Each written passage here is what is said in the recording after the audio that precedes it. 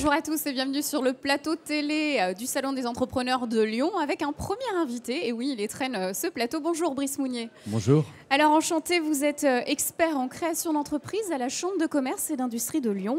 Vous êtes venu avec des conseils pour nous aider de passer de l'auto-entreprise à l'entreprise. Alors déjà pour qu'on puisse bien comprendre qui ça concerne en fait. Est-ce qu'on a quelques chiffres du nombre d'auto-entrepreneurs en région Rhône-Alpes, voire même sur la région lyonnaise?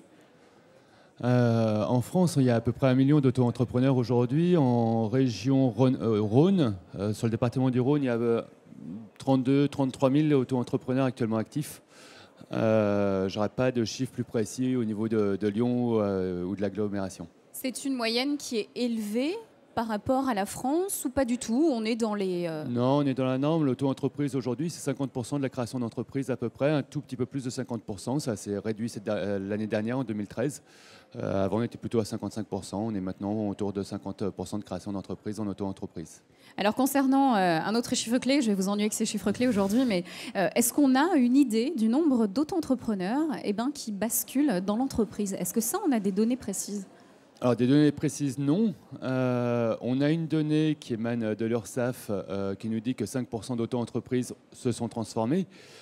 C'est une donnée qui est imprécise parce qu'elle ne concerne que ceux qui se sont transformés en travailleurs indépendants, en entreprises individuelles. Ça ne concerne pas ceux qui auraient changé de statut vers une forme sociétale d'entreprise. Alors, vous allez animer durant ces 2 jours des ateliers concernant le passage de l'auto-entreprise à l'entreprise. Alors, à quoi faut-il s'attendre quand on veut faire cette étape-là? Est-ce qu'il y a des problématiques qui sont évidentes? Alors, si on arrive à anticiper et à préparer sa transformation, je dirais que ce n'est pas si compliqué que ça. La problématique, c'est qu'effectivement, derrière, on va passer sur une comptabilité réelle d'entreprise. On va avoir tout d'un coup la TVA qui va s'appliquer, le système de cotisation sociale qui va être différent de l'auto-entreprise, puisque dans l'auto-entreprise, les cotisations sociales sont en fonction du chiffre d'affaires. Dans une entreprise classique, les cotisations sociales sont forfaitaires et puis après, c'est des provisions. Et puis, il faut avoir une comptabilité réelle. Donc, effectivement, ça peut amener pas mal de complexité.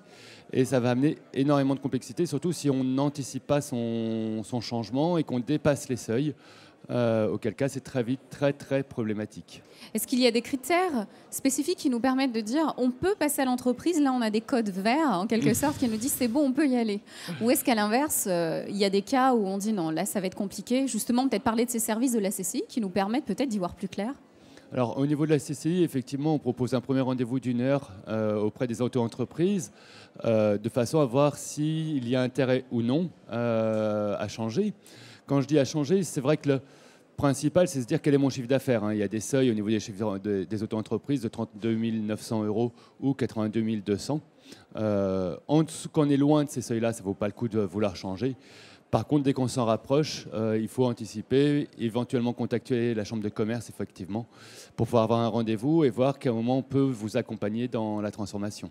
Voilà, le message est lancé. Merci beaucoup, Brice Mounier, et très bon salon des entrepreneurs de Lyon. Bon salon, au revoir.